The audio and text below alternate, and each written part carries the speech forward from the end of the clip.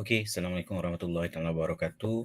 So basically, this lecture video is to explain on things that you need to do for your informative speech. So we'll start with the first slide. I'm not going to explain in detail regarding your introduction, the main points for your body paragraphs or your body content and your conclusion. That this is just to recap what we have learned so far. For your introduction, just make sure that you have your attention getter or attention grabber. If you're not sure what an attention getter is, then you may want to refer to my previous lecture videos on introduction for speeches. You must also inform your audience what is basically the specific purpose of your speech, yeah, informative speech. Of course, you are to inform, but to inform about what, yeah.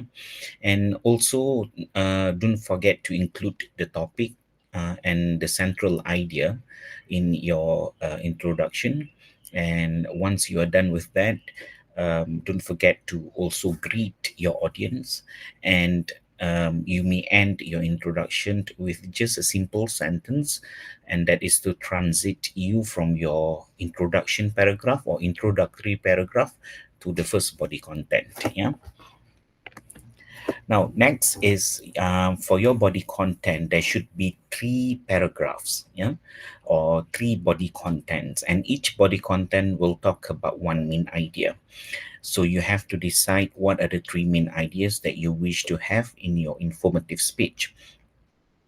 Now, you need to elaborate your points, and you must support your elaboration and explanation with supporting materials taken from secondary or tertiary sources, yeah, and one of which must be supported with empirical data taken from a graph or a table or a chart. I have explained this in details. Now, what happens if you do not include any supporting material from a graph or a table or chart? Then the content, I mean the marking, or when I assess your speech, you'll get lesser marks, yeah, because it is a requirement. All right, and of course the conclusion, I don't think I need to explain in details about the conclusion. You can just read my slides on the conclusion of a speech, yeah. Now let's talk about visual aid. Now visual aid is a must. Now what is basically visual aid is something that you support your speech with in order for the audience to understand better.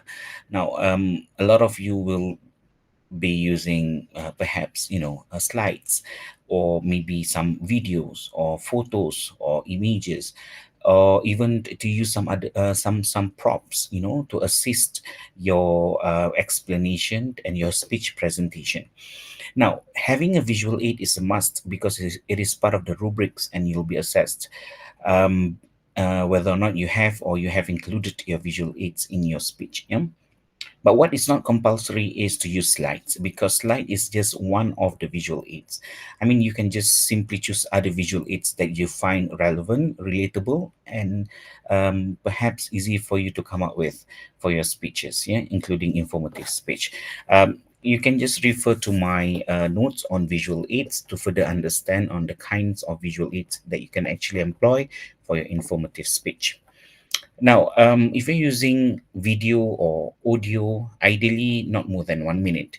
Now, I notice that a lot of students, when they include a video, especially, the video is even longer than the speech itself. Now, the focus of this assessment is on your speech, your delivery of your speech, not the visual aid. Although it's a must, but should not be the center of your speech.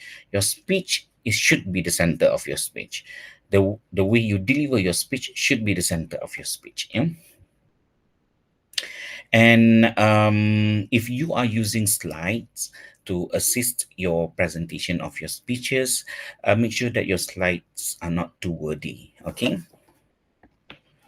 Now let's talk about nonverbal gestures. First, we'll start off with your voice. Now, when you video record yourself, I should be able to listen to your voice clearly. All right, that means you need to project your voice clearly. I should also be able to look at your facial expressions. All right, so that means you must situate your video recorder, be it your handphone or any other form of video recording devices that you'll be using, not too far from you, so that I should be able to have to look at your face so that I can assess your facial expressions as you are delivering the speech, as well as your body gestures. Now, when we talk about body gestures, it should be from waist up. I repeat, waist up. That means your hands movement and whatnot. Yeah. Language. Make sure that you use.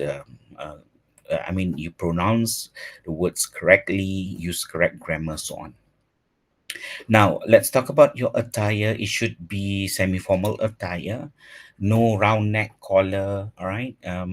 Make sure that you have collars, and then for the ladies, because this is presentation, it's part of your assessment. This is actually an assignment, and you are being graded. So I think how however you prepare yourself during your live presentation in the classroom, you should also have the same momentum, the same attitude in preparing this video recording. Yeah.